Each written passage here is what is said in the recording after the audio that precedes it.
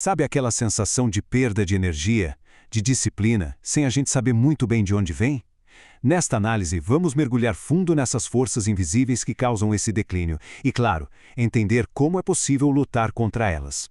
Olha, muita gente acaba aceitando o cansaço e a falta de motivação como se fosse, sei lá, uma parte inevitável da vida adulta. Mas é fundamental entender uma coisa. Apesar de ser comum, esse estado constante de esgotamento não é, de forma alguma, normal. Na verdade, é um sinal de alerta. E essa citação, ela resume o problema perfeitamente. A gente normaliza um estado de baixo desempenho que, na realidade, está gritando que algo vai mal. E o perigo disso é que esse declínio se instala tão devagarinho que a gente mal percebe. Pois é, esse processo não é uma coisa que acontece da noite para o dia.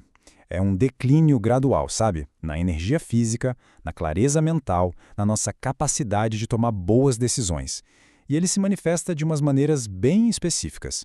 Os sinais são sutis, mas vão se acumulando. A ambição vai sumindo, a disciplina fica mais fraca, a motivação parece que evapora. É uma experiência que muita gente conhece bem. Mas qual é a verdadeira causa por trás disso? A resposta costuma ser bem diferente do que a gente imagina. E aqui está o pulo do gato. A nossa tendência é culpar fatores de fora, tipo a idade ou o estresse do trabalho.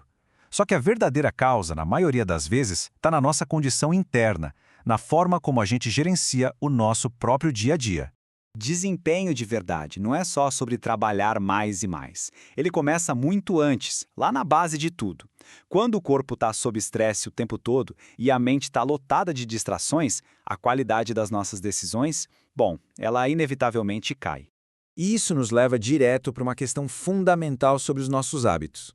Muitas vezes, o que a gente faz não é por prazer, mas sim para escapar de alguma coisa, do estresse, de uma responsabilidade, de um desconforto.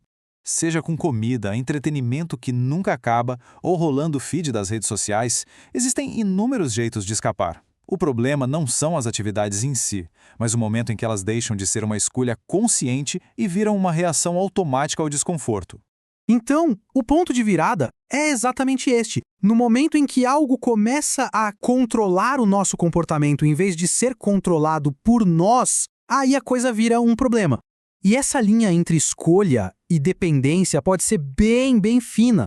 Essa é a pergunta de $1 milhão, né? A pergunta central que cada um tem que se fazer. No momento em que um hábito se torna mais importante que as responsabilidades, que as metas ou o crescimento pessoal, ele já tomou as rédeas.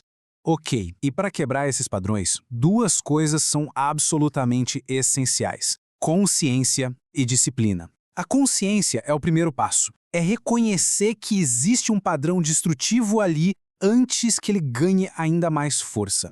Um hábito ruim raramente chega com um estrondo. Ele começa pequeno, com uma coisinha quase inofensiva. Repetida todo dia, vira um padrão.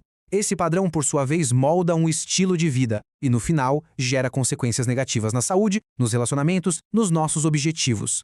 E muitas vezes a gente só acorda, só ganha essa consciência por causa de um gatilho muito forte. Pode ser o medo de perder algo importante, a dor de não sair do lugar ou até a vergonha de não estar usando todo o potencial. São esses momentos de crise que forçam uma honestidade brutal com a gente mesmo. Uma vez que a ficha caiu, é preciso ter disciplina. Nosso cérebro é programado para economizar energia, né? Ele sempre busca o conforto. A disciplina é exatamente a habilidade que permite que a gente ignore esse instinto em nome de objetivos maiores. Sem ela, os impulsos simplesmente tomam conta. Isso nos leva direto para essa ideia da batalha interna. No fim das contas, a diferença entre viver com intenção e viver no piloto automático se resume a isso: o controle sobre os hábitos do dia a dia e a luta contra os nossos próprios impulsos. Essa citação aqui é cirúrgica. Pessoas que realmente conseguem grandes coisas entendem que o verdadeiro sucesso vem de vencer essa luta interna, não de superar os outros. Dominar a si mesmo é o que gera crescimento de verdade. E os resultados de vencer essa batalha são muito concretos. A energia melhora, o foco fica afiado, as decisões se tornam mais claras, oportunidades que antes pareciam muito distantes, de repente se tornam possíveis. A pergunta fundamental, então, não é só o que se quer alcançar, mas o que se está disposto a fazer para chegar lá. Fica a reflexão: quais hábitos precisam ser controlados? Quais distrações precisam ser eliminadas para a gente conseguir criar o espaço mental e físico necessário para crescer? E por último, a pergunta talvez mais difícil. Qual nível de desconforto se está disposto a encarar?